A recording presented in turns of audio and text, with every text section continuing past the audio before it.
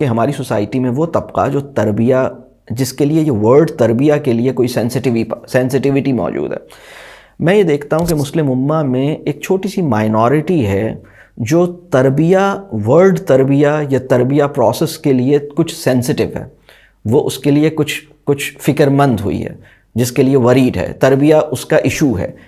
ایک small minority ہے، اور ایک بہت بڑی میجورٹی ہے جس کے لیے تربیہ ایشو نہیں ہے. وہ شاید ہماری مسلم سوسائٹی میں میرا یہ خیال ہے کہ شاید بہت بڑی تعداد ایسے مسلمانوں کی ہوگی جنہوں نے تربیہ کا ورڈ اپنی پوری زندگی میں 2-3 دفعہ بھی نہیں بولا ہوگا. اللہ مجھے معاف کرے، مطلب شاید پوری لائف میں انہوں نے یہ لفظ 2-3 دفعہ نہیں بولا ہوگا، ورڈ تربیہ. اور کچھ لوگ ایسے ہوں گے جنہوں نے یہ ورڈ بولا ہوگا لیکن اس لفظ کی ڈیپتھ میں نہیں اترے ہوں گے. اور کچھ لوگ ایسے ہوں گے جنہوں نے یہ لفظ سنا ہوگا. لیکن وہ تعداد ہمارے معاشرے کی جنہیں تربیہ کی فکر ہے، اور تربیہ ان کے لیے تربیہ ان کا ایک ایشو ہے، یا تربیہ ان کا، یعنی وہ تربیہ کو ایک بہت اہم مسئلہ اور ایک بہت اہم کام کے طور پر لیتے ہیں، یہ ایک چھوٹی تعداد ہے. لیکن یہ جو چھوٹی تعداد ہے، یہ تعداد بھی نمبرز میں تو بہت زیادہ ہے، ملینز میں ہیں ایسے لوگ پوری مسلم سوسائٹی میں جو تربیہ کی فکر کرتے ہیں. اچھا، اب یہ لوگ جو تربیہ کی فکر کرتے ہیں، ان کا کہہ لیجئے کہ کبھی کبھی ہم سے کیا غلطی ہوتی ہے، یا ہم کہاں ہم سے غلطی ہو رہی ہوتی ہے. اب میں وہ پوائنٹ آؤٹ کروں گا. پوری مسلم ورلڈ کے ساتھ پہلے میں اس غلطی کو پوائنٹ آؤٹ کرنے سے پہلے میں ایک ہسٹورک کانٹیکسٹ دینا چاہوں گا. دیکھیے، رسول اللہ صلی اللہ علیہ وسلم کے انتقال کے بعد ہماری جو اسلامی تہذیب ہے، وہ اپنی پوری آن بان شان کے ساتھ، یا اپنی جو بیسٹ گولڈن ایرا ہم کہہ سکتے ہیں، وہ تو رسول اللہ صلی اللہ علیہ وسلم اور صحابہ کا پیریڈ تھا. اور لاسٹ صحابی جو اس دنیا سے رخصت ہوئے تب تک کا ایک پیریڈ جو ہے، اس کو ہم کہیں گے ہماری تاریخ کا سب سے گولڈن ایرا. اس کے بعد ایک دوسرا ایرا آتا ہے جس کو، اور پھر اس کے بارے میں فرمایا گیا ثم الذین یلونہم ثم الذین یلونہم، خیر القرون قرنی ثم الذین یلونہم ثم الذین یلونہم. یعنی جو بیسٹ آف دا بیسٹ تھے وہ تو رسول اللہ صلی اللہ علیہ وسلم اور ان کے عہد کے لوگ تھے، اور پھر اس کے بعد والے، اور پھر اس کے بعد تابعین کا پیریڈ تھا، اور تابعین کا پیریڈ تھا، اور پھر اس کے بعد کا پیریڈ تھا. تو ہم یہ دیکھتے ہیں کہ وہ جو اس کی جو سب سے کہہ لیجیے وہ جو اسپرٹ تھی نا، وہ ہماری بہرحال آہستہ آہستہ یہ رسول اللہ صلی اللہ علیہ وسلم نے بھی فرما دیا تھا کہ وہ کچھ نیچے جائے گی. لیکن رسول اللہ صلی اللہ علیہ وسلم نے کچھ بشارتیں بھی دے دی تھیں، اور وہ بشارتیں یہ تھیں، یعنی بلکہ اب میں یہ کہوں کہ تقریباً 800 سال کا پیریڈ ایسا ہے مسلمانوں کا جس کو نان مسلمز بھی مانتے ہیں کہ آپ کا اس میں ایک پیریڈ تھا، آپ نے یعنی آپ کی ایک حیثیت تھی، اور اس میں بڑا زوال آیا، وہ بڑا ڈیٹیریٹ کیا اس نے. لیکن وہ جو 800 ایئرز کا اسلامی تہذیب کا ایک پیریڈ تھا، اس کے اندر باوجود اس کے کہ اس میں بہت زوال آیا، اس کے اندر 2 سال جو ہیں وہ بھی ہیں جس میں ہلاکو خان آ گیا تھا، جس میں تاتاریوں نے آپ کو تباہ کر دیا تھا. لیکن آپ سوچئے کہ بغداد میں یعنی آپ کی ساری لائبریریز کو انہوں نے تباہ کر دیا، آپ کے قابل ترین لوگوں کی انہوں نے گردنیں اڑا دیں، آپ کی پوری کیلیفٹ کو انہوں نے ایبنڈن کر دیا، اور انہوں نے ملینز آف لوگوں کو جو ہے وہ شہید کیا ہوگا، جو تاریخ میں ہم اس کو پڑھتے ہیں. وہ بہت ہی تکلیف دہ، یعنی ایک عذاب کی شکل تھی جو اللہ نے، شاید آزمائش تھی یا جو بھی اللہ نے بہرحال بھیجی تھی، جو ہلاکو خان اور اس کا پورا ان کی پوری فوج نے جو ہمیں یعنی. لیکن آپ دیکھیے کہ 2 سال لگے ہیں دوبارہ سے اپنی اسی عظمت رفتہ کو دوبارہ سے بحال کرنے میں. اس کا کوئی تصور تاریخ میں کہیں اور پایا نہیں جاتا. تو وہ کیا چیز تھی جس نے مسلمان، یعنی 2 سال کے بعد دوبارہ ریسٹور کر جاتے ہیں، 2 سال کے بعد آپ دوبارہ سے آپ کی کیلیفٹ جو ہے وہ دوبارہ قائم ہو جاتی ہے، چیزیں دوبارہ سے کنسولیڈیٹ ہونا شروع کرتی ہیں، اور آپ دوبارہ سے اپنی اسی جو سوسائٹی اور تہذیبی جو آپ کی اسپرٹ ہے، اور جو آپ کی ویلیوز ہیں، اور جو آپ کا جو ایک سویلائزیشنل ایکسیلنس کی طرف آپ واپس لوٹتے ہیں. آپ بہت ساری اس کے نتیجے میں بہت سی کریکشنز کرتے ہیں, بہت آپ کے لیے شاکنگ ہے یہ سب, لیکن آپ الحمدللہ دوبارہ سے سیٹ ہو جاتے ہیں. اور جو سلوک ہلاکو خان نے ان 2 سال میں آپ کے ساتھ یعنی اس میں کیا تھا, اس اٹیک میں, میں بہرحال یہاں پہ ایک بات یہ کہوں گا کہ یہ جو 800 سال کا پیریڈ میں بتا رہا ہوں, اس کے اندر سوسائٹی, چاہے اس میں ہمارے یعنی جو بھی اس وقت ہمارا جتنا بھی ڈیٹیریٹ کیا ہو, سوسائٹی بندگی کے لیے کنڈیوسو تھی, جو بہت اہم بات ہے. سوسائٹی کبھی بھی بندگی مشکل نہیں ہوئی تھی. بندگی جو تھی وہ آپ یعنی انڈیویجول لائف میں, فیملی لائف میں, کمیونٹی لائف میں, کلیکٹیو لائف میں, سویلائزیشن, تہذیبی اعتبار سے آپ دین کے آئیڈیلز کو اچیو کرنے کی جو کیپیسٹی تھی وہ الحمدللہ موجود تھی. ہاں, گورننس کے اندر ہم کہہ سکتے ہیں کہ کچھ مسئلے ہوئے ہوں گے, ہو سکتا ہے کہ ہمارے رولرز میں یا ہمارے جو یعنی وہ ایک الگ کویسچن ہے کہ ہمارے بادشاہ کیا کر رہے تھے یا خلیفہ کیا کر رہے تھے, یا اس میں کچھ نہ کچھ کمزوریاں چل رہی ہوں گی, وہ ایک الگ ایشو ہے, لیکن بہرحال وہ اسپرٹ موجود تھی. اس کے بعد ایک ٹائم آتا ہے کہ ہم اپنے اس منصب سے پھر گر جاتے ہیں, پھر ایک اور قوم آتی ہے, وہ پوری دنیا کی حکومت اس کے پاس چلی جاتی ہے, اور یہ پورا جو کہہ لیجیے آپ کے پاس سے نکل کے مغرب کے پاس چلا گیا, جس کو ہم یعنی یورپی اقوام کے پاس چلا گیا, اور پھر ان کے یہاں پھر وہ علم کا اور پھر ان کا دور آتا ہے. پھر اب وہ ان کا دور ہے, اور پھر وہ ان کا دور جب شروع ہوتا ہے تو پھر ایک ٹائم وہ آتا ہے جب ان کے پاس اتنی پاور آ جاتی ہے تو پوری دنیا کے اوپر یعنی ایک چھوٹے سے ایریا, بہت ہی چھوٹا سا ایریا, وہاں سے کوئی 7-8 قومیں نکلتی ہیں اور پوری دنیا پہ چھا جاتی ہیں, اور پوری دنیا کے کونے کونے پر ان کی کنگڈمز اسٹیبلش ہو جاتی ہیں, اور انہوں نے پوری مسلم ورلڈ کو انہوں نے ایک دم اپنے یعنی اس پہ کیپچر کر لیا لارجلی. کہیں کہیں کچھ ان کا انفلوئنس ہونے سے رہا, لیکن تقریباً ہر جگہ آپ کسی نہ کسی فارم کی غلامی میں چلے گئے, آپ سرنڈر کر دیا آپ نے. اب مسلمانوں کے اوپر ایک پیریڈ آیا جو اس غلامی کا تھا. اس میں آپ پولیٹیکلی بھی آپ بہت ہی آپ کی کوئی پوزیشن نہیں تھی, اور آپ کی کمیونٹی کے اندر بھی اور آپ کی اکنامیکلی بھی کوئی پوزیشن نہیں تھی. آپ کی جو نالج تھی, آپ اپنی نالج سے آپ کے کچھ لوگ اپنی نالج کے بیس سے کنیکٹڈ تو تھے, لیکن آپ اپنی نالج کی سپرمیسی جو ہے وہ اپنے اپوننٹ پہ اسٹیبلش نہیں کر پا رہے تھے. آپ اخلاقی اعتبار سے بھی اپنی مورل کریڈیبلٹی اور مورل سپیریورٹی اسٹیبلش نہیں کر پا رہے تھے.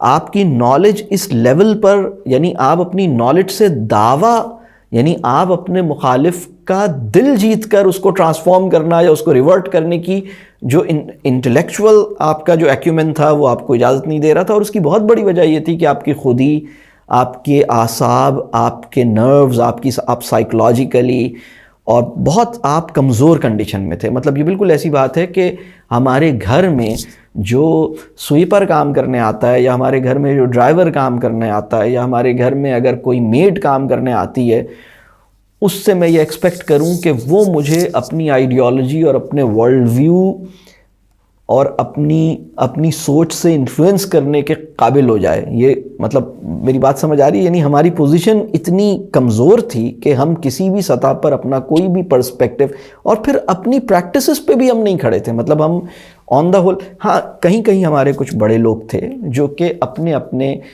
میں کہوں گا کہ وہ اپنے بنکرز میں کہہ لیجئے یا اپنے فورٹے میں کہہ لیجئے جہاں انہوں نے کچھ چیزیں بچائیں. اور یہ بہت سارے لوگ تھے, ایسے بہت سارے لوگ تھے جو اپنی انڈیویجول کیپیسٹی میں انہوں نے اپنا ایک حلقہ بنایا. وہ بڑے لوگ تھے, انہوں نے اپنے آپ کو بچایا اور اپنے قریب جو ان کے ساتھی ہیں ان کو بچایا. لیکن یہ ایک بہت تکلیف دہ صورتحال تھی.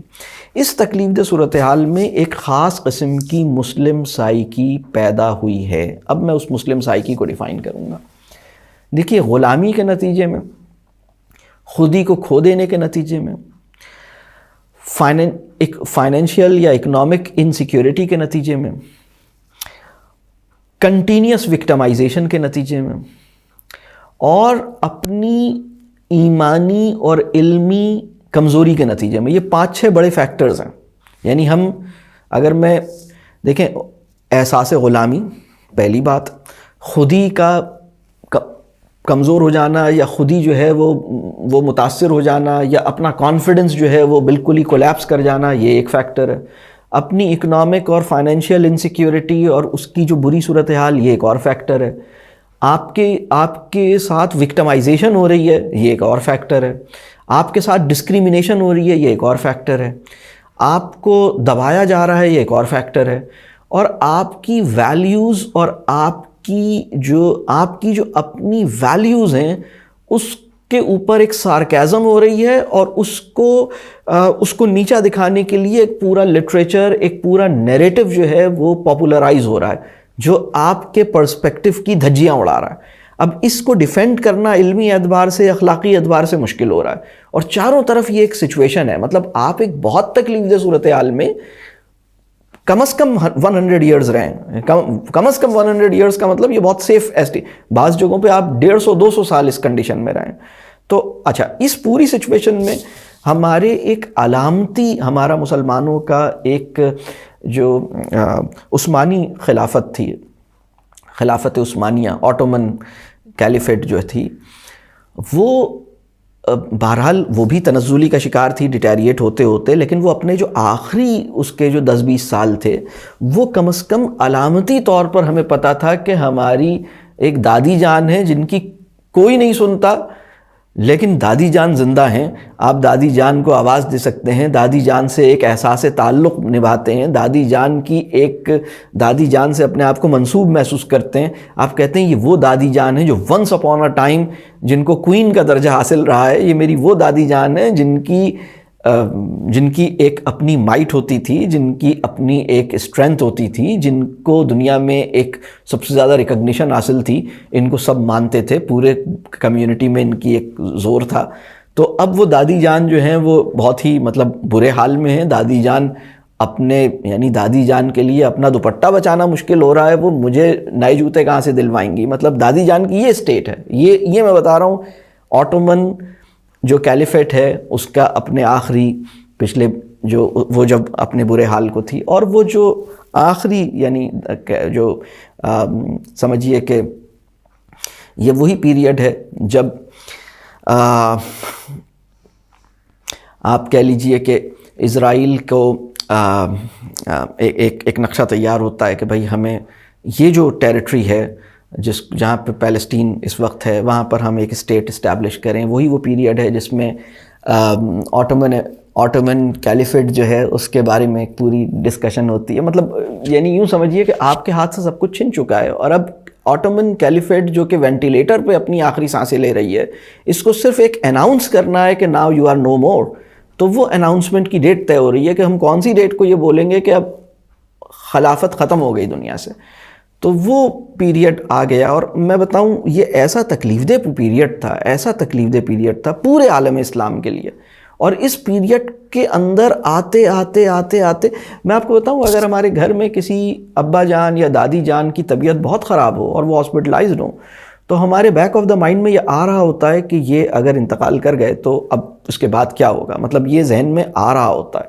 تو مسلمانوں کی یہی وہ سچویشن تھی، اور اس سچویشن میں مسلمانوں کے پاس کوئی ویژن، اپنے ایمانی تناظر میں کوئی بڑی کلیئرٹی، ایک بڑا ورلڈ ویو ان کے پاس موجود نہیں تھا. مطلب وہ ان کے کچھ بڑے لوگ اپنے سرکلز میں یوں سمجھ لیجئے کہ ایک ڈیفنس اسٹریٹجی کے طور پر اپنے حلقوں میں اپنے لوگوں کو بچانے کی کوششیں کر رہے تھے. وہ اپنی جگہ ہے، لیکن بہرحال مطلب ہمارے بڑے بزرگ اس بات کو مانتے ہیں کہ ہم نے اس وقت جو بھی ایفرٹس کی ہیں، مطلب وہ ہماری ڈیفینسو اسٹریٹجی تھی، ہماری یعنی وہ ایک خاص قسم کی سچویشن کے اندر اس وقت کے لحاظ سے جو ہمارے بڑوں نے طے کیا، شاید وہ اس وقت کا بیسٹ اپروچ تھی جو انہوں نے کی. لیکن اب میں جو بات عرض کر رہا ہوں وہ یہ کہ یہ چلتا رہا. خدا کو ہماری حال پر رحم آ گیا. خدا نے یہ دیکھا کہ اب مسلمانوں کو اتنا آزمایا جا چکا ہے کہ اب ہمیں مسلمانوں کو پھر ایک موقع دینا ہے. یعنی اللہ نے پھر مسلمانوں کو دوبارہ ایک موقع دینے کی کوشش، یعنی دوبارہ موقع دیا.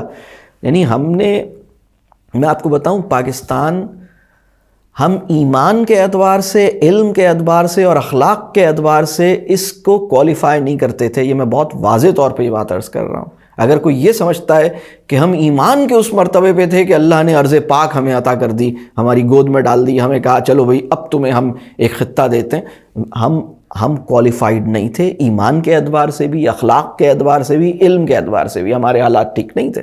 ہم آپس میں بس ایک وقتی طور پر ہمارے اندر ایک جوش جذبہ پیدا ہوا، وہ اللہ نے ہمارے اندر پیدا کیا، اور اللہ نے ہمیں یہ توفیق دی کہ ہم نے ایک نعرہ لگا لیا پاکستان کا مطلب کیا، لا الہ الا اللہ. یہ پتہ نہیں اللہ نے کیسے، مطلب یعنی اللہ کے لیے تو کوئی ہمیں نہیں پتہ کہ اللہ نے کیسے ہمارے دل میں یہ بات ڈالی. لیکن بہرحال اس پوری سٹرگل کا ایک آئیڈیالوجیکل بیسس پہ وہ جو سینٹیمنٹ تھا، اس سینٹیمنٹ کی بیسس آئیڈیالوجیکل تھی، اور ہمارے جو بڑے تھے وہ اس آئیڈیالوجی میں ضرور کلیئر تھے، لیکن ہمارے جو ماسس تھے ان کی تربیت نہیں ہوئی تھی. میں یہ ضرور مانتا ہوں کہ ہماری جو انٹلیکچوئل ایلیٹ تھی یا ہماری جو لیڈرشپ تھی، دے ور ویری کلیئر، لیکن ہماری جو ماسس تھی ان کے پاس وہ کلیئرٹی نہیں تھی. اچھا، اب اس پوری سچویشن میں ایک خاص قسم کی مسلم سائیکی ڈیولپ ہوئی ہے. یہ جو مسلم سائیکی ہے، اس کو ڈیولپ ہونے میں کئی 100 سال لگے ہیں، جس مسلم سائیکی کی طرف اب میں جاؤں گا. اور یہ وہ مسلم سائیکی ہے جو کولونائزیشن کے نتیجے میں پیدا ہوئی ہے، جو ڈیفیٹ اور سلیوری کے نتیجے میں پیدا ہوئی ہے، جو مستقل سرنڈر رہنے کے نتیجے میں پیدا ہوئی ہے، جو اکنامک انسیکیورٹی کے نتیجے میں پیدا ہوئی ہے، جو خودی کے کولیپس ہونے کے نتیجے میں پیدا ہوئی ہے. یہ وہ یعنی اور ایمان کی کمزوری کے ساتھ بھی پیدا ہوئی ہے. یہ ایک خاص سائیکی ہے. اور وہ سائیکی کیا ہے؟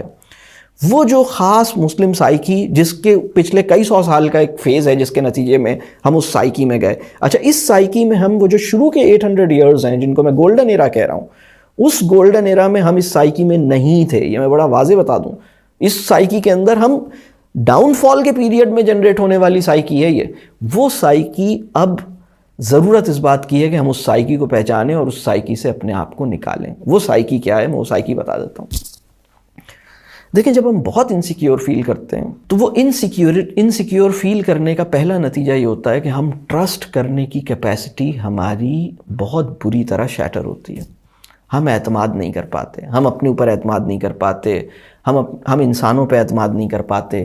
ہمیں لگتا ہے کہ اگر ہم نے اس کو چھوڑ دیا کہ یہ خود چوز کرے، یہ خود سوچے کہ مجھے کیا چوز کرنا ہے، اگر میں نے اس کے اوپر یہ چھوڑ دیا کہ یہ اپنی سمجھ سے چوز کرے تو یہ لازماً غلط چوز کرے گا. اور اچھا، اب یہ سائیکی ایک خاص کانٹیکسٹ میں پیدا ہوئی ہے. جب آپ غلامی میں ہوتے ہیں نا، دیکھیے اقبال نے بڑی خوبصورت بات کہی تھی کہ غلامی میں بدل جاتا ہے قوموں کا ضمیر. تو غلامی میں قوموں کا ضمیر بدل گیا تھا. اب ضمیر کیا ہے؟ ضمیر وہ ہے جو میرے اندر جو انر کالنگ تھی نا، جب میں غلط حرکت کرتا تھا تو میرے اندر سے ایک پروٹیسٹ ہوتا تھا کہ سلمان تم نے کسی کے ساتھ بدتمیزی کی ہے. اندر سے مجھے ایک ریاکشن آتا تھا. یہ اللہ کا ایک نظام ہے. غلامی میں مستقل رہنے کے نتیجے میں چونکہ میں مستقل ایک سچویشن دیکھ رہا ہوں جس کا اپنا رائٹ اور رانگ اور گڈ اور بیڈ ہے، یعنی گورے کا جو گڈ اور بیڈ کا کرائیٹیریا ہے اور رائٹ اور رانگ کا کرائیٹیریا ہے وہ تو نہیں ہے نا جو حضرت عمر کا رائٹ اور رانگ اور گڈ اور بیڈ کا کرائیٹیریا ہے. تو ہم پہ گوروں نے حکومت کی، اسی طرح اوروں نے فرینچ نے کہیں اور حکومت کی ہے، پورچوگیز پرتگال کے جو لوگ ہیں انہوں نے کہیں اور، یعنی جرمنز نے کہیں اور حکومت کی ہے، اٹالینز نے کہیں اور حکومت کی ہے. تو ان کا جو رائٹ اور رانگ اور گڈ اور بیڈ کا کرائیٹیریا ہے بہت مختلف ہے. تو ہماری وہ جو ہم بہت بری طرح سے سیویئرلی افیکٹ ہوئے سائیکلوجیکلی. اور چونکہ اگر ہمارے اندر ایمان زندہ ہوتا، اگر ہم ایمانی اعتبار سے مضبوط ہوتے تو ہم اتنی آسانی سے مغلوب نہیں ہوتے. میں نے اس کی ایک اگزامپل یہ دی کہ جب تاتاریوں نے بغداد پر اٹیک کیا، اور یہ خلافت عباسیہ کا دور ہے، اور عباسیوں کو 2 سال کے لیے انہیں اٹھا کے پھینک دیا، اور ان کے سب کا یعنی انہوں نے آپ کا سوسائٹی میں جتنے بڑے لوگ تھے سب کے گردنوں کے مینار کھڑے کر دیے. انہوں نے 2 چیزیں انہوں نے تباہ کی ہیں ان 2 سالوں میں. یعنی انہوں نے تاتاریوں نے آپ کا جو بھی ڈاکیومنٹ تھا، مینوسکرپٹ تھا، جو ان کو ہتھے لگا، ساری لائبریریز انہوں نے اٹھا کے انہوں نے دریا میں ڈال دی، انہوں نے پھینک دیا اسے. اور آپ کے تمام وہ لوگ جن کے اندر کوئی یعنی وہ لوگ جو کہ وہ لیڈرشپ جو آپ کو واپس نکال سکتی تھی اس بحران سے، انہوں نے اس سب کی گردنیں کاٹ دیں، ملینز آف لوگوں کا سلاٹر کر دیا انہوں نے، آپ کی ملینز آف بکس جو ہیں وہ اٹھا کے پھینک دیں، اور اس کے باوجود آپ 2 سال کے اندر آپ ریسٹور کر گئے۔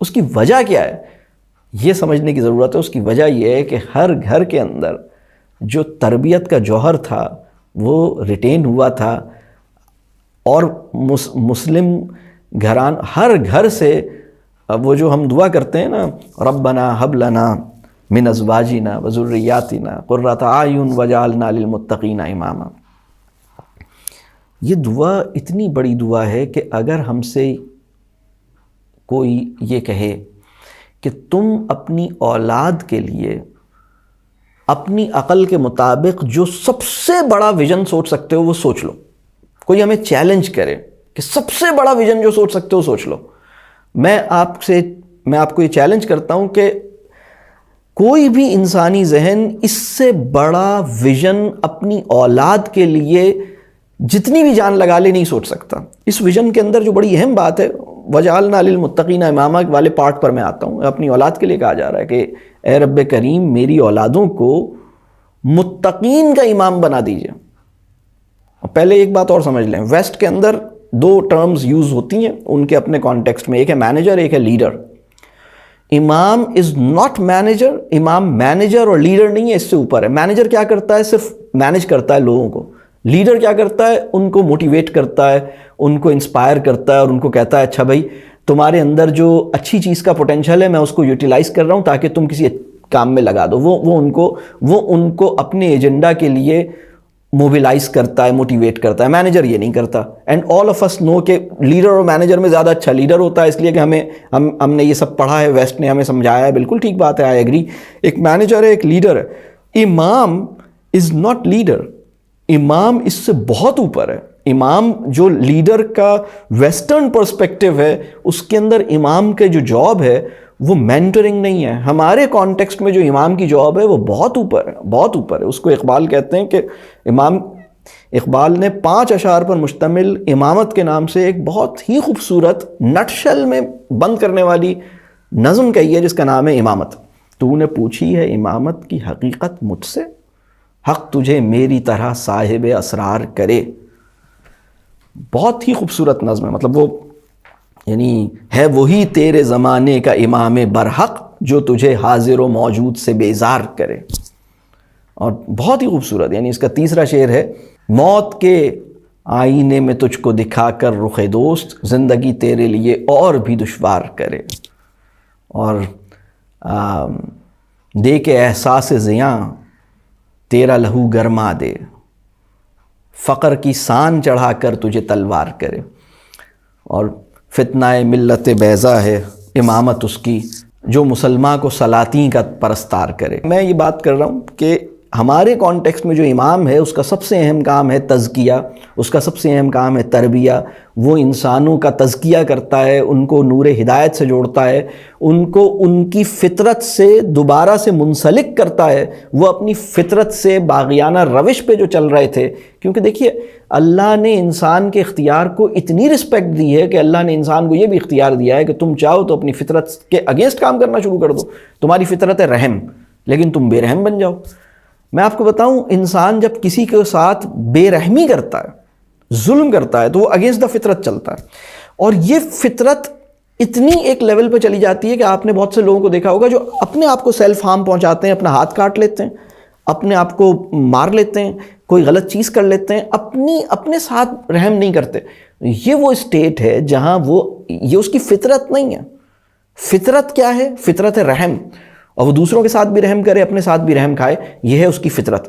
لیکن جو بے رحمی ہے، آپ سوچئے خدا نے انسان کی اختیار یا خدا نے انسان کی چوائسز کو کس سطح پر ریکگنائز کیا ہے اور کتنی عزت دی ہے کہ تم جیسا چاہتے ہو میں ویسی تمہیں توفیق دے دیتا ہوں، تم جیسا مانگتے ہو میں دنیا کو ویسا کرنا شروع کر دیتا ہوں۔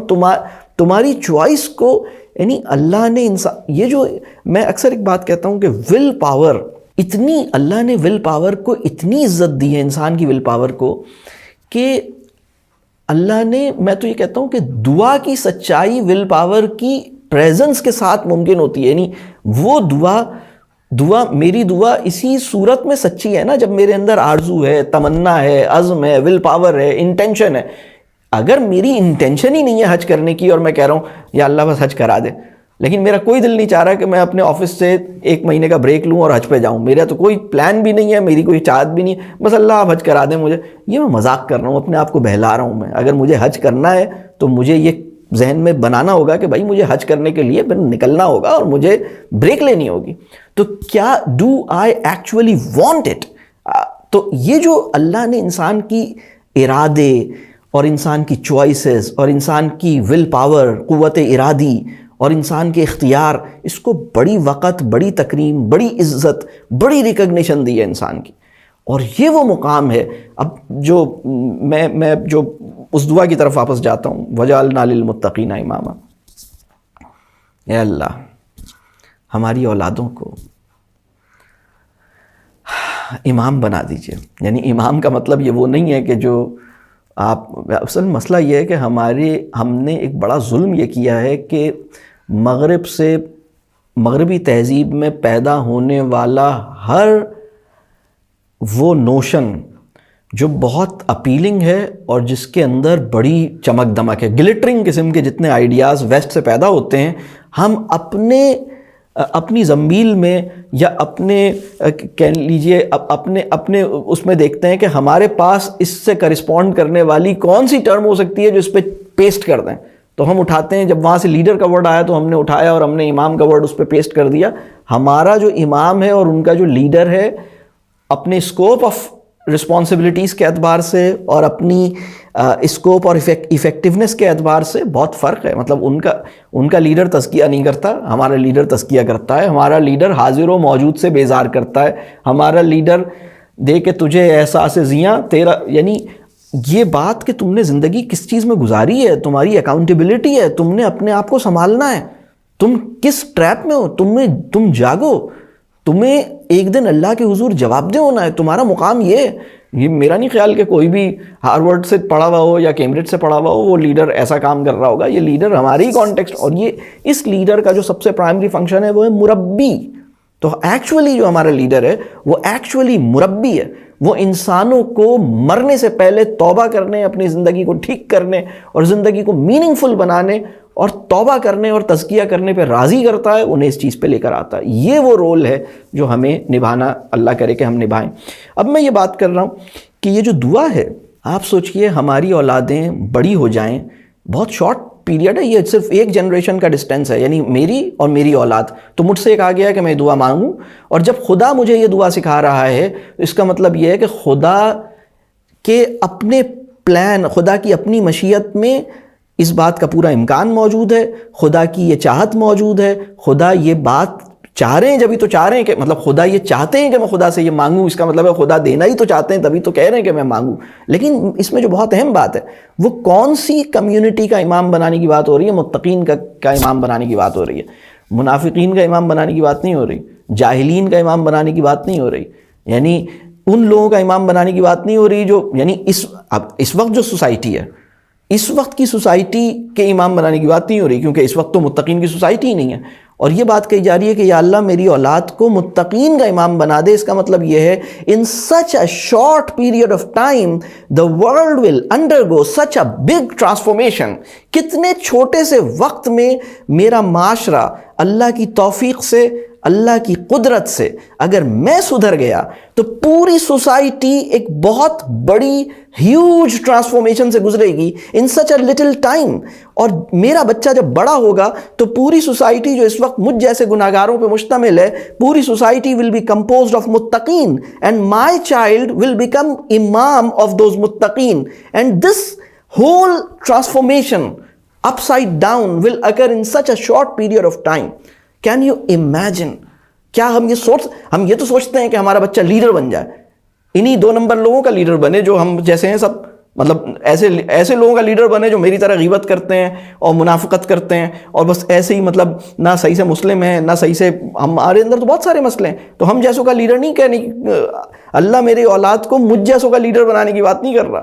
اللہ تو مجھے ویژن دے رہا ہے کہ میری اولاد متقین کا لیڈر بنے، تو اس کا مطلب ہے کہ پوری سوسائٹی متقین پہ مشتمل ہوگی نا. Society, the larger part of the society's population, متقین will be in majority and my child will become امام آف دیٹ متقین سوسائٹی. کتنی بڑی ٹرانسفارمیشن کتنے شارٹ اسپین آف ٹائم میں امیجن کروائی جا رہی ہے، اور یہ چاہا جا رہا ہے کہ کاش میں یہ چاہوں کہ سوسائٹی اتنی بڑی ٹرانسفارمیشن سے گزرے گی. لیکن یہ کیسے ہوگا؟ تو میں یہ بات عرض کر رہا ہوں، میں نے جو سقوط بغداد کی بات کر رہا ہوں، اس کو ہسٹری کے اندر اس پورے وہ جو چیپٹر ہے جس میں فال آف بغداد کا جو چیپٹر ہے، اس کو ہم سقوط بغداد کے نام سے یاد کرتے ہیں. That is fall of Baghdad, جس میں ہلاکو خان آیا اور اس نے کولیپس کر دیا. آپ کو 2 سال لگے، صرف 2 سال لگے، 2 سال لگے. آپ کا کوئی بڑا آدمی انہوں نے زندہ نہیں چھوڑا تھا. اگر انہیں کوئی بھی آپ کا ایسا بندہ جو لیڈر بن سکتا تھا، کون سا لیڈر؟ ان کی ڈیفینیشن میں جو بھی پوٹینشیل لیڈر تھا، انہوں نے اس کی گردن اڑا دی تھی. پھر آپ کی مینوسکرپٹس، آپ کا جو وزڈم ٹریجر تھا ان دا فارم آف لائبریریز، انہوں نے اس کو آگ لگا دی تھی. 2 سال کے اندر آپ ریسٹور کر جاتے ہیں. آپ عباسی خلافت دوبارہ سے بحال ہو جاتی ہے، آپ کا خلیفہ دوبارہ سے، اور اب آپ سنبھل جاتے ہیں. آپ کو سمجھ آتا ہے یار یہ ہم حرکتیں کیا کر رہے تھے. کچھ چیزیں آپ کی ٹھیک ہو جاتی ہیں، اس میں کریکشن بھی ہوتی ہے، اور پھر آپ کچھ عرصے چلتے ہیں. لیکن اب جو آپ پچھلی یعنی تقریباً وی آر لیونگ ان 2021، تقریباً 1920 اور 1921 اور پھر 1926 تک فائنلی بالکل کمپلیٹلی جو آٹومن کیلیفیٹ ہے وہ ایبنڈن ہو چکی ہے. اب کچھ بھی نہیں ایگزسٹ. وہ جو دادی جان جن سے تعلق کی وجہ سے ہم کچھ سہارا محسوس کرتے تھے، اب وہ بھی چلی گئی ہے. اس پوری سچویشن میں جو ایک ٹپیکل ہیومن مسلم سائیکی پیدا ہوئی ہے، اس سائیکی کا پرابلم تھا ایکیوٹ ٹرسٹ ڈیفیسٹ. وہ ایک کمیونٹی کا ایک نارم بن گیا، ایکیوٹ ٹرسٹ ڈیفیسٹ. ہم اگر اس پہ چھوڑ دیں کہ یہ کیا کرے تو یہ نہیں کر سکتا، یہ نہیں کر سکتا، یہ کچھ ہم نے. اور دوسری بات یہ کہ جب ہم اتنی ڈیفنس میں تھے نا، تو ہم نے اسلام کو ٹوٹیلٹی میں ریئلائز کرنے اور ایکچولائز کرنے کی ایفرٹ چھوڑ کر ہم نے اسلام کی کچھ اسپیسیفک سمبلز کے اندر اسلام کو پریچ کرنے اور اسلام کو اچیو کرنے کی ایفرٹس شروع کی. ٹوٹیلٹی میں اس کو ریئلائز کرنے اور ایکچولائز کرنے، یا جو ہولسٹک ویژن ہے، اس کو ہم نے چھوڑ دیا. ہم نے کہا بھائی یہی غنیمت ہے کہ ہمیں ہمارے مردوں کو ہمارے بتائے ہوئے طریقوں سے دفن کرنے کی جو اجازت حاصل ہے تو یہی ممکن ہے، یہی بہتر ہے. ہمیں اگر مسجد میں جانے کی اجازت حاصل ہے تو یہی غنیمت ہے. تو اقبال نے کہا پھر مومن کو جو مسجد میں ہے سجدے کی اجازت، ناداں یہ سمجھتا ہے کہ اسلام ہے آزاد. تو اقبال نے اس پہ کامنٹ کیا. اور ایک بات اور میں آپ کو بتاؤں، اس پورے سینیریو میں اب میں اقبال کا جو مقام ہے نا، اللہ کرے کہ ہم اقبال کی قدردانی کے قابل ہوں. اللہ نے ہمارے ساتھ بڑے غیر معمولی احسان کیے. اللہ نے ایک احسان یہ کیا کہ ہمیں ایک ایسا وطن دیا جہاں ہم سے کہا گیا اچھا تم چاہتے ہو نا اپنے آئیڈیلز کو اسٹیبلش کرو ذرا، I give you a land and establish, یعنی become the ideal person, establish the ideal community. Ideal Muslim community کو جیسا ہونا چاہیے کرو ذرا. آپ کو ایک ایسی لینڈ دی جو فرٹائل ہے، جس کی ایک بہت زبردست اس میں ریسورسز ہیں. پھر آپ کو اقبال دیا، آپ کو ایک لینگویج دی. آپ کے پاس لینگویج، آپ کو پتہ ہے قرآن جو ہے وہ کس لینگویج میں؟ قرآن عربی زبان میں اللہ نے اپنا کلام نازل کیا. یہ تو وہ زبان ہے جس میں اللہ نے اپنا پورا کلام نازل کیا.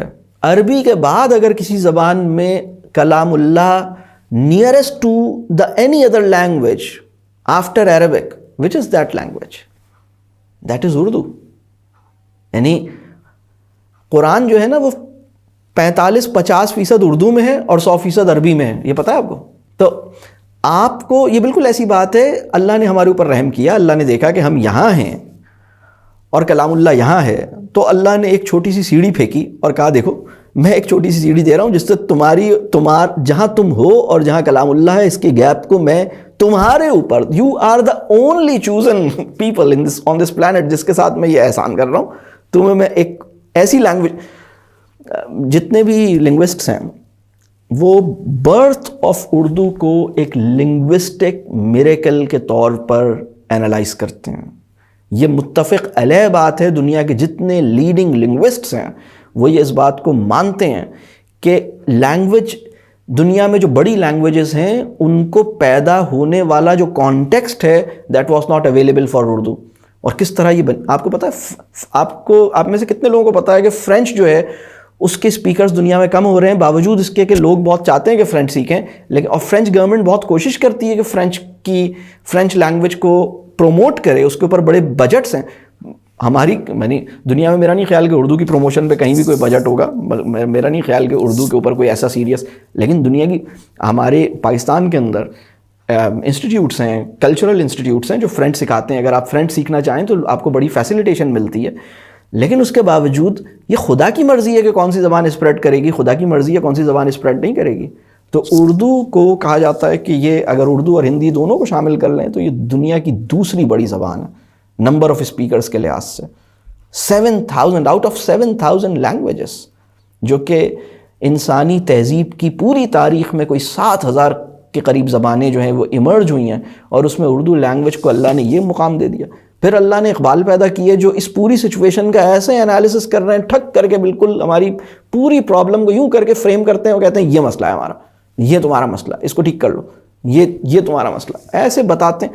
ہم اقبال سے, اردو سے, اور جو اللہ نے پاکستان کی صورت میں ہمیں تحفہ دیا, اور صرف پاکستان جو ہے نا وہ صرف پاکستانیوں کے لیے نہیں ہے, پاکستان پوری دنیا کے مسلمانوں کے لیے اس کی وہ حیثیت ہے. یعنی کیونکہ وہ دادی جان تو چلی گئیں, تو اب اللہ نے ایک اور احساس, چلو بھائی تمہارے پاس ایک یہ بھی ہے, مطلب ایک احساس ہے. وہ اللہ کا بہت احسان ہے. آپ دیکھیے ابھی بھی بہرحال اگر ہم اپنی حرکتیں ٹھیک کر لیں, اپنا تزکیہ کر لیں اور اپنے بچوں کی تربیہ کر لیں, تو ہمارے معاملات کتنے انشاءاللہ اچھے ہو جائیں گے. کیونکہ یہ تو ساری چیزیں, مطلب یہ جو دعا ہے, مطلب یہ دعا تو وَجَعَلْنَا لِلْمُتَّقِينَ إِمَامًا, یہ تو بہت ہی ایکسیپشنل قسم کی بات ہے نا. مطلب آپ سوچئے کہ کیسی بات ہے یہ. تو اب یہاں پر آپ دیکھیے اختیار کے درست استعمال کی میں بات کر رہا تھا. تربیہ یہ ہے کہ انسان اپنے اختیار کا بامانی, ذمہ دارانہ اور درست استعمال کرنے کے قابل ہو جائے. اب میں یہ بات کر رہا تھا اس کے ساتھ کہ ہوا یہ کہ پچھلے کئی سو سال کی کولونائزیشن اور کئی سو سال کی ہمارے ساتھ جو وکٹمائزیشن یا ایکسپلائٹیشن جو کچھ بھی ہوئی, اس میں ہماری غلطی کتنی تھی اور دوسرے کی زیادتی کتنی تھی, یہ ابھی ہم اس کی بات نہیں کرتے. یہ ایک الگ ڈسکشن ہے کہ اس میں ہماری غلطی تھی, یہ جو ہمارے اوپر ایسی حالات آئے اس میں ہماری اپنی غلطیاں کتنی تھیں اور ان کی شرارت کتنی تھی, ایک الگ اسٹوری ہے. لیکن ہم ابھی صرف اتنا جانتے ہیں کہ اتنی کنٹینیوس وکٹمائزیشن اور اس کی زیادتی ہونے کے نتیجے میں ایک خاص قسم کی مسلم سائیکی پروڈیوس ہوئی. اور وہ مسلم سائیکی یہ تھی, اس کے اندر 2-3 سب سے پرائمری پوائنٹ اس کا یہ تھا کہ وہ اعتماد نہیں کر سکتی انسانوں کے اوپر, یہ اس کا پہلا مسئلہ ہے. اور وہ یہ نہیں سمجھتی کہ یہ اگر میں نے ان پر اعتماد کیا تو یہ اپنے اختیار کا صحیح استعمال کریں گے, وہ یہ نہیں سمجھتی. دوسرا مسئلہ جو اس کی سائیکی میں پیدا ہوا وہ یہ ہوا کہ پاور, جب ہمارے پاس پاور ہوتی ہے تو ہی ہمارے پاس اختیار ہوتا ہے, اور جب ہمارے پاس پاور نہیں ہوتی تو ہمارے پاس اختیار نہیں ہوتا. اپنے آپ کو ہیلپ لیس اسیوم کرنے کی جو ٹرینڈ ہے نا, بہت عام ہے. یعنی لوگ یہ سمجھتے ہیں کہ ہمارے پاس کیا اختیار ہے, اختیار تو پرائم منسٹر کے پاس ہے, اختیار تو چیف منسٹر کے پاس ہے, اختیار تو گورنر کے پاس ہے, اختیار تو فوج کے پاس ہے, اختیار میرے پاس تو ہے ہی نہیں. بھائی تمہارے پاس جو اختیار ہے, تمہارے پاس ایک چھوٹی سی اسٹیٹ ہے جس کے اندر 5 باشندے ہیں. وہ جو 5 لوگوں کی پاپولیشن کی جو چھوٹی سی اسٹیٹ ہے نا, اس کے اندر تم مسئول ہو, تم رائی ہو, تمہارے پاس اختیار ہے, اور تمہارے پاس ایک اور اختیار ہے, اپنے نفس کی سلطنت پر راج کرنے کا اختیار, اپنے نفس کو قابو میں رکھنے کا اختیار, یہ تمہارے اوپر اختیار ہے. تو ہوا کیا, ہم جب مستقل جو پولیٹیکل سلیوری میں بھی تھے اور مینٹل سلیوری میں سے نہیں نکلے, پولیٹیکل سلیوری سے ہم نکلے 1947 میں, لیکن مینٹل سلیوری سے ہم نہیں نکلے. 1947 میں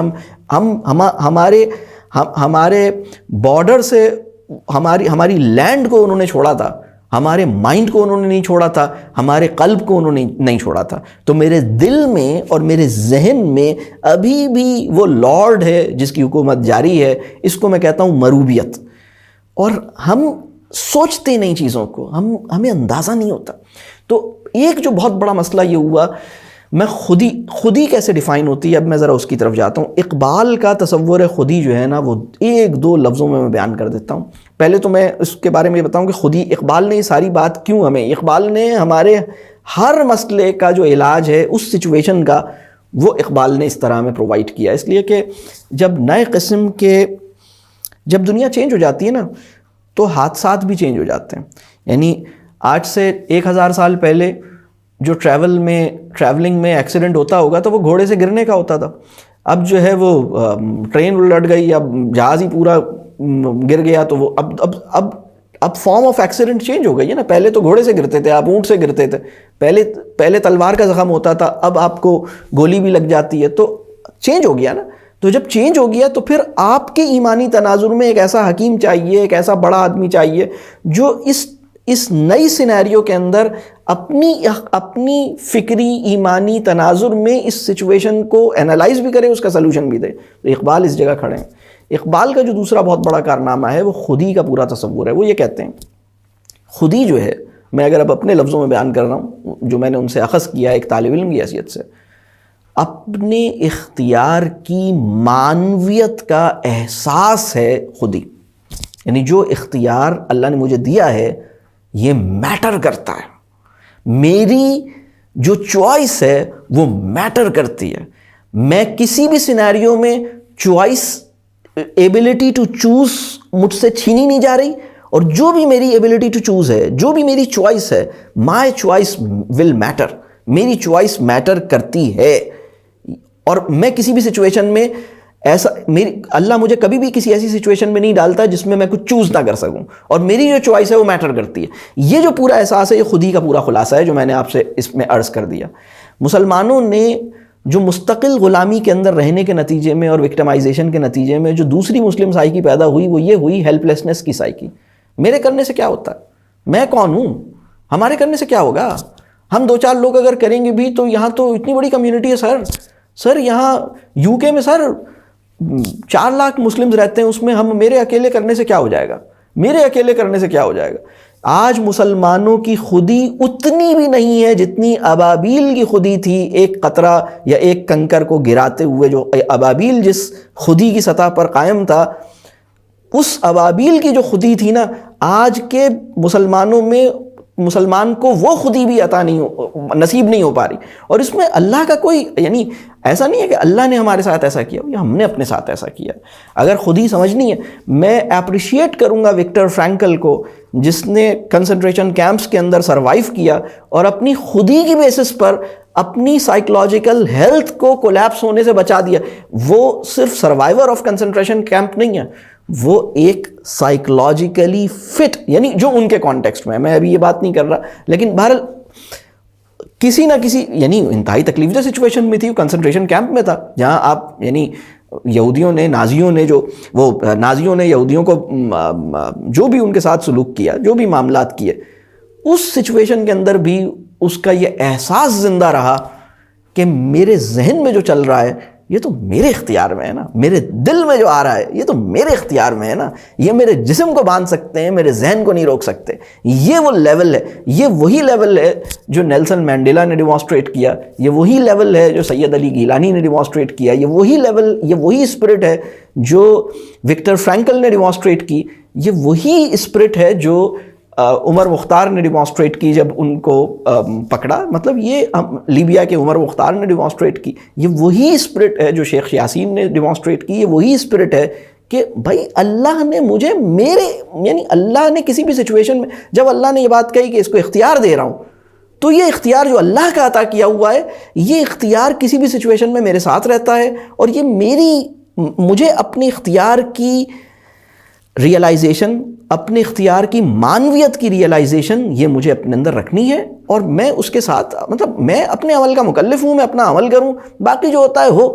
اللہ نے میری نفسیاتی صحت کے لیے اتنی بڑی دعا جو اتاری ہوئی ہے، وَجَعَلْنَا لِلْمُتَّقِينَ إِمَامًا، بس ٹھیک ہے، یہ دعا پڑھتے ہوئے اگر دنیا سے گزر جاؤں تو بس صحیح ہے، اس میں اور کیا چاہیے. لیکن مسئلہ یہ ہے کہ مسلمان کا جو پوری سائیکی ہے، مسلمان اپنی سائیکی کو پر ریفلیکٹ نہیں کر رہا. یہ جو مستقل غلامی کا پیریڈ تھا، مسلم سائیکی پہ یہ دو مسائل پیدا ہوئے. وہ ٹرسٹ نہیں کر پا رہا. وہ دوسرا مسئلہ یہ ہوا کہ وہ اپنے اختیار کی معنویت یا اپنی خودی کو ریسٹور نہیں کر پا رہا.